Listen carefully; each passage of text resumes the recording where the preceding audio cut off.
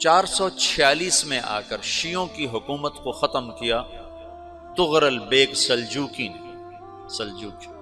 Seljuk مسلمان ہوئے تھے محمود غزنوی کے دور میں، سلجوک ان کے بڑے کا نام تھا۔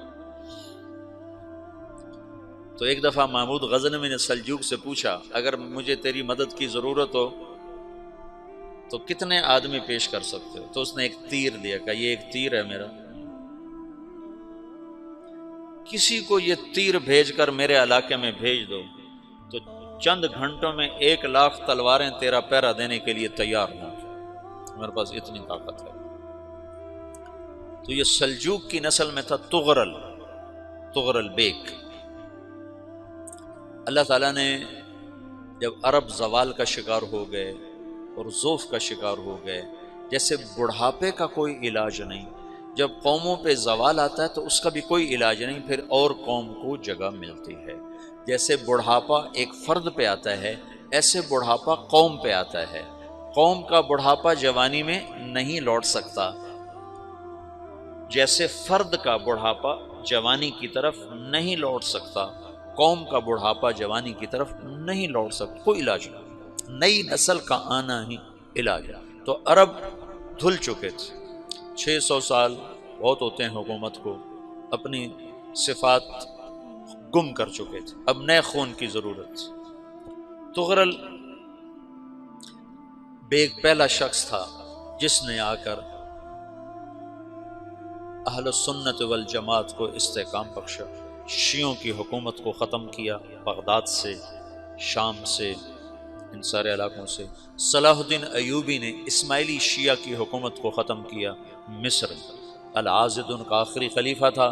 صلاح الدین ایوبی نور الدین زنگی رحمۃ اللہ علیہ کا پروردہ تھا، اس کا دوست تھا، اس کے دوست بھی تھا، بچہ بھی تھا اس کے سامنے، زیادہ لکھنے پڑھنے کا شوق تھا۔ پھر اللہ تعالیٰ نے اس سے کام لیا اور اس کو مصر کا گورنر بنا کے بھیجا، مصر کی مدد کے لیے بھیجا، تو وہاں اس نے صلاح الدین ایوبی نے وہاں ختم کیا، طغرل بیگ نے یہاں ختم کیا۔ تو پھر سلجوک جو تھے نا یہ اقتدار میں آئے، ادھر ختم ہو گئی سلطنت بنو عباس کی، مصر ایک چھوٹی سی ترکوں کی سلطنت، تو اللہ تعالیٰ پھر مرکزیت کے لیے ایک نظام چلایا۔ دو لشکر آپس میں لڑ رہے ہیں ایک میدان میں، ایک جنگلی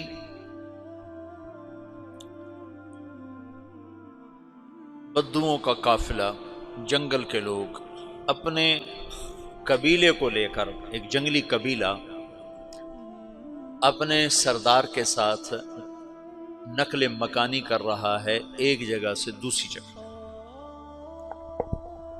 اللہ کا نظام کہ یہ لوگ چلتے چلتے چلتے اس وادی میں پہنچ گئے جہاں جنگ ہو رہی ہے، دو لشکر آپس میں لڑ رہے ہیں۔ جب یہ وہاں پہنچتے ہیں تو ایک لشکر کے قدم اکھڑ رہے ہیں اور دوسرا غالب آ رہا ہے۔ ان کو نہیں پتا شکست کھانے والے کون ہیں اور فتح پانے والے کون ہیں، ان کو نہیں پتا۔ اس جنگلی قبیلے کے سردار کا نام بھی طغرل ہے، طغرل۔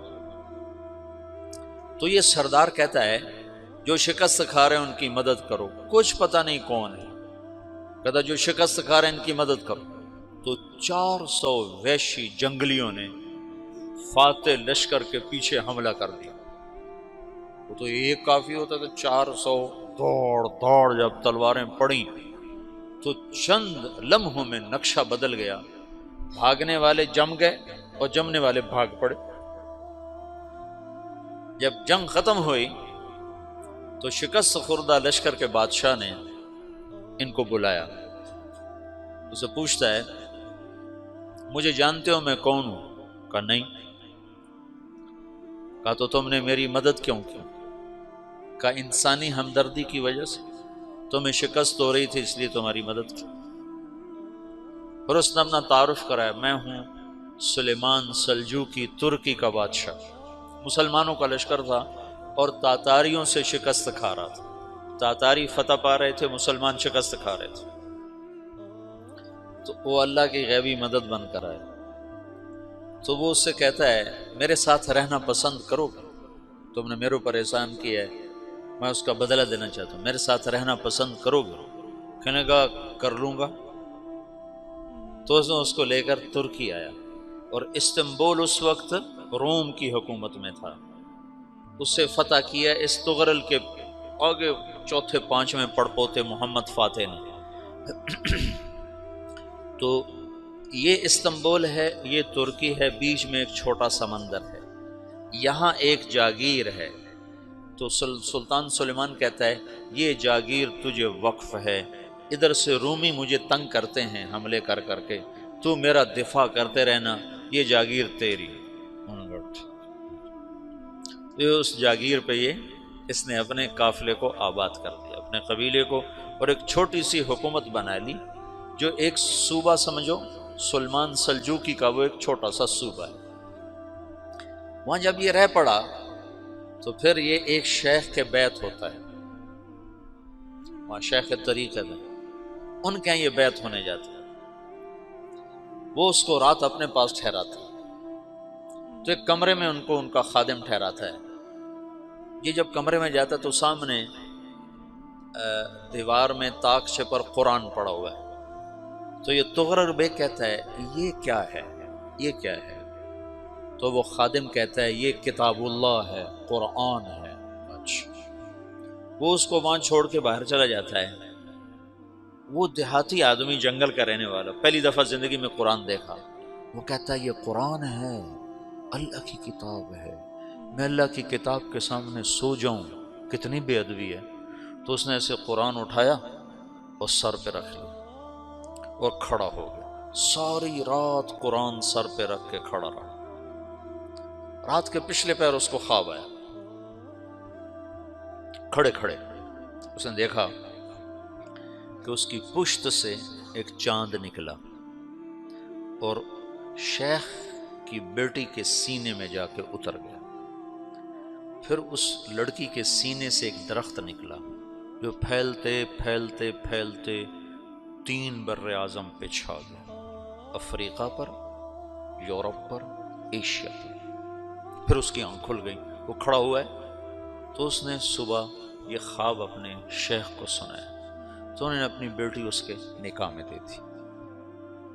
اس بیٹی سے ایک بچہ پیدا ہوا، تغرل بیگ نے اس کا نام رکھا عثمان، عثمانی ترک نام سنا ہوا، جو میں نے کل بتایا تھا کہ 1924 میں وہ خلافت ختم ہوئی، تو ایک بیٹا پیدا ہوا عثمان۔